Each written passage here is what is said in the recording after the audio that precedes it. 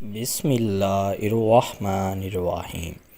ایک مزدور کی 3 شرطیں، ایمان افروز واقعہ۔ ایک نیک شخص کے گھر کی دیوار اچانک گر گئی، اسے بڑی پریشانی لاحق ہوئی اور وہ اسے دوبارہ بنوانے کے لیے کسی مزدور کی تلاش میں گھر سے نکلا اور چوراہے پر جا پہنچا۔ وہاں اس نے مختلف مزدوروں کو دیکھا جو کام کے انتظار میں بیٹھے تھے۔ ان میں سے ایک نوجوان بھی تھا جو سب سے الگ تھلگ کھڑا تھا۔ اس کے ہاتھ میں ایک تھیلا اور دوسرے ہاتھ میں تیشہ تھا۔ اس شخص کا کہنا تھا کہ میں نے اس نوجوان سے پوچھا، کیا تم مزدوری کرو گے؟ نوجوان نے جواب دیا، ہاں۔ میں نے کہا، گارے کا کام کرنا ہے؟ نوجوان کہنے لگا، ٹھیک ہے، لیکن میری 3 شرطیں ہیں۔ اگر تمہیں منظور ہوں تو میں کام کرنے کے لیے تیار ہوں۔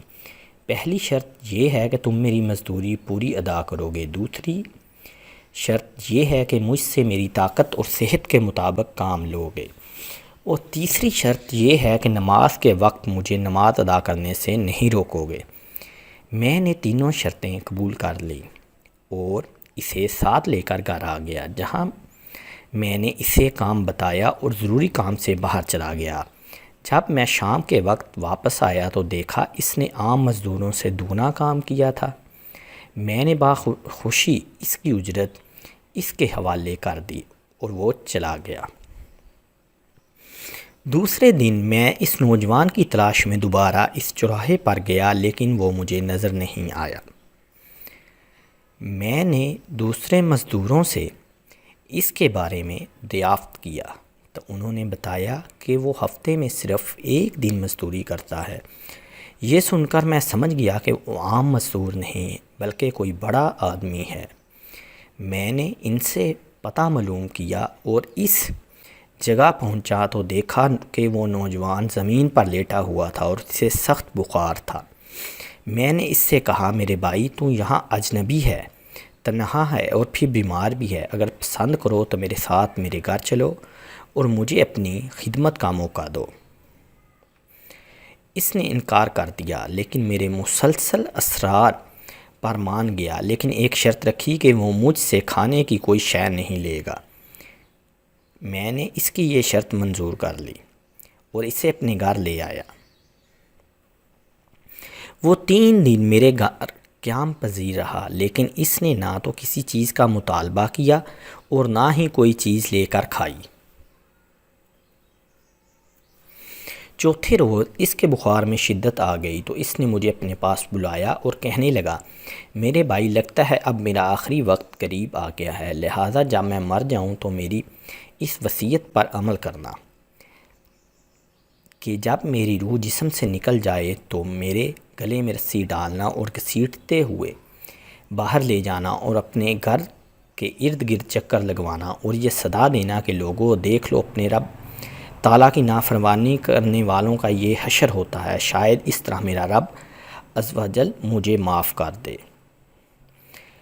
جب تم مجھے غسل دے چکو تو مجھے انہی کپڑوں میں دفن کر دینا، پھر بغداد میں خلیفہ ہارون رشید کے پاس جانا اور یہ قرآن مجید اور انگوٹھی انہیں دینا اور میرا یہ پیغام بھی دینا کہ اللہ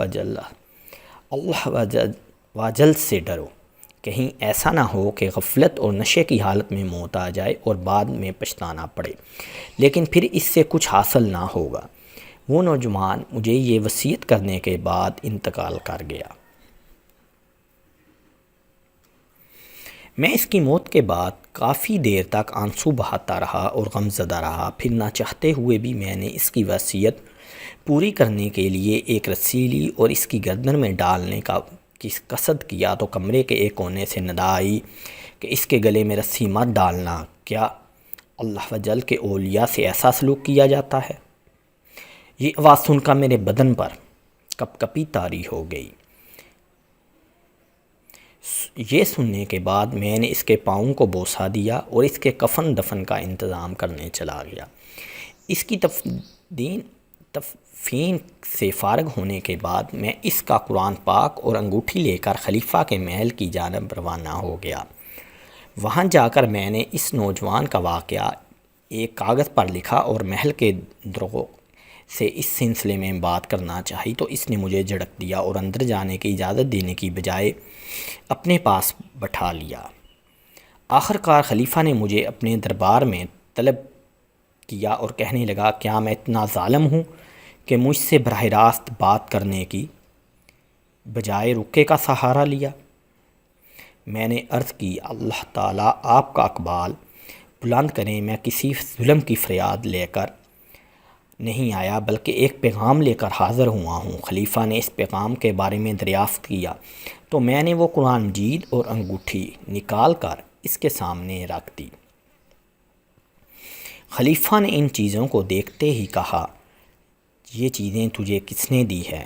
میں نے عرض کی، ایک گارا بنانے والے مزدور نے۔ خلیفہ نے ان الفاظ کو 3 بار دہرایا، گارا بنانے والا، گارا بنانے والا، گارا بنانے والا، اور رو پڑا۔ کافی دیر رونے کے بعد مجھ سے پوچھا، وہ گارا بنانے والا اب کہاں ہے؟ میں نے جواب دیا، وہ مزدور فوت ہو چکا ہے۔ یہ سن کر خلیفہ بے ہوش ہو کر گر گیا اور عصر تک بے ہوش رہا۔ میں اس دوران حیران پریشان وہیں موجود رہا۔ پھر جب خلیفہ کو کچھ افاقہ ہوا تو مجھ سے دریافت کیا، اس کی وفات کے وقت تم اس کے پاس تھے؟ میں نے استبات میں سر ہلا دیا تو کہنے لگا، اس نے تجھے کوئی وصیت بھی کی تھی؟ میں نے اسے نوجوان کی وصیت بتائی اور وہ پیغام بھی دے دیا جو اس نوجوان نے خلیفہ کے لیے چھوڑا تھا۔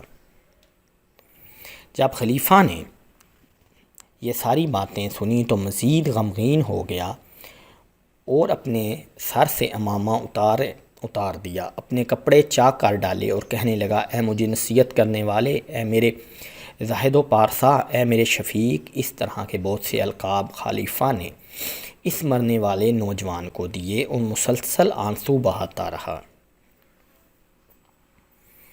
یہ سارا معاملہ دیکھ کر میری حیرانی اور پریشانی میں مزید اضافہ ہو گیا کہ خلیفہ ایک عام سے مزدور کے لیے اس قدر غمزدہ کیوں ہے؟ جب رات ہوئی تو خلیفہ نے مجھ سے اس کی قبر پر لے جانے کی خواہش ظاہر کی، میں اس کے ساتھ ہو لیا۔ خلیفہ چادر میں منہ چھپائے میرے پیچھے پیچھے چلنے لگا۔ جب ہم قبرستان میں پہنچے تو میں نے ایک قبر کے طرف اشارہ کر کے کہا، علی جا، اس نوجوان کی قبر یہ ہے۔ خلیفہ اس کی قبر سے لپٹ کر رونے لگا۔ پھر کچھ دیر رونے کے بعد اس کی قبر کے سرہانے کھڑا ہو گیا اور مجھ سے کہنے لگا، یہ نوجوان میرا بیٹا تھا، میری آنکھوں کی ٹھنڈک اور میرے جگر کا ٹکڑا تھا۔ ایک دن یہ رقص و سرور کی محفل میں گم تھا کہ مکتب میں کسی بچے نے یہ آیت کریمہ تلاوت کی، ترجمہ کنز الایمان، کیا ایمان والوں کو ابھی وہ وقت نہیں آیا کہ ان کے دل جھک جائیں اللہ کی یاد کے لیے؟